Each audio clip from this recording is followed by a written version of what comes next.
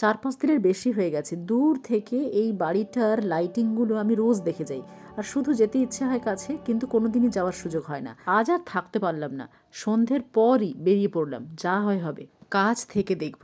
আর যেই কাছে এলাম গো, কি বলবো, ছোট্ট একটা রাস্তা, ধরে নাও 2 হাত হবে চওড়া, সেই রাস্তার দুপাশে ঠাসা গাঁদা ফুলের গাছ, গাঁদা ফুল যেন উপচে পড়ছে, আর সেই গাছগুলোর ওপর দিয়ে ছোট ছোট বাল্ব দিয়ে দিয়েছে। ব্যাস, চোখ ধাঁধানো লাইটিং শুরু। ও বাবা, আমি যেন এক এক করে এক্সপ্লোর করছি। ভেতরে আবার দেখো একটা ছোট্ট গোশালাও বানিয়েছে, এখানেও যিশুর জন্ম বৃত্তান্তটা পুরো তুলে ধরা হয়েছে।